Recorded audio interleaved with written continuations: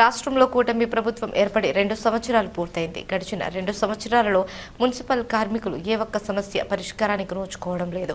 పర్యవసానంగా కార్మికులపై పనిభారం పెరిగిపోయింది. కార్మికులు అనారోగ్యాల బారిన పడుతున్న పరిస్థితి రాష్ట్రమంతా నెలకొని ఉంది. కార్మిక సమస్యలు పరిష్కరించాలని అధికారులకు ప్రభుత్వం ఇస్తున్న అర్జీలు బుట్టదాఖలవుతున్నాయని ఏపీ మున్సిపల్ వర్కర్స్ యూనియన్ నగర కార్యదర్శి ఈశ్వరయ్య పేర్కొన్నారు.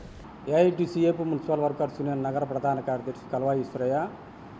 ఇవాళ కేంద్ర రాష్ట్ర ప్రభుత్వాలు కార్మిక హక్కులను కాలయాపన చేయడంలో మొదటి పాత్ర వ్యవహరిస్తూ ఉన్నాయి.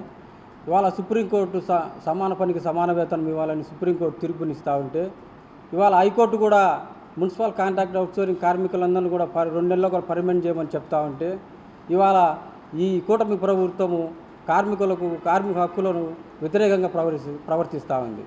అందుకని AITC AP municipal workers union రాష్ట్ర కమిటీ ఇవాళ కొన్ని కార్యక్రమాలను ఇచ్చింది. 20 తేదీన కడప కార్పొరేషన్ ఆఫీస్ దగ్గర ధర్నా, 22వ తేదీన ఎమ్మెల్యే గారికి వినతి పత్రము, అలాగే 24వ తేదీన కలెక్టర్ కార్యాలయం దగ్గర ధర్నా కార్యక్రమం నిర్వహించింది. అలాగే ఇన్ని కార్యక్రమాలు నిర్వహిస్తున్నా కానీ ఈ ప్రభుత్వం స్పందించడం లేదు. ఎందుకంటే మున్సిపల్ కార్యక్రమాలు అడుగుతున్నది ఏమన్నా గొంతు ఏమన్నా కోరికలు ఏమన్నా అడుగుతానమా? మున్సిపల్ ఎన్నో ఏళ్ళ తర్వాత నుంచి పనిచేస్తూ ఉన్నారు. పొద్దున్న తెల్లారుజామున 5 గంటల నుంచి సాయంకాలం 5 గంటల వరకు నిద్ర ఆహారాలు లేకుండా పనిచేస్తూ కడప నగరాన్ని శుభ్రపరుస్తూ ఉన్నారు. ఇవాళ అటువంటి మున్సిపల్ కార్మికులను పర్మనెంట్ చేయకోకుండా ఎందుకు ఇవాళ ప్రభుత్వము కార్మికులను ఈ మాదిరిగా కార్మికులు వ్యతిరేకంగా పనిచేస్తూ ఉంది? అందుకని ఇవాళ రాష్ట్ర ప్రభుత్వము ఈ కార్యక్రమాలు నిర్ణయించింది. ఇప్పటికి కూడా ఈ కార్యక్రమం మున్సిపల్ కార్మికుల సమస్యలను పరిష్కరించకపోతే రేపు జూలై 7వ తేదీన చలో విజయవాడ కార్యక్రమాన్ని ధర్నాను అక్కడ అందరూ కూడా కార్మికులందరూ కూడా పాల్గొని ఆ కార్యక్రమాన్ని జయప్రదం చేయాలని కోరుకుంటున్నాం.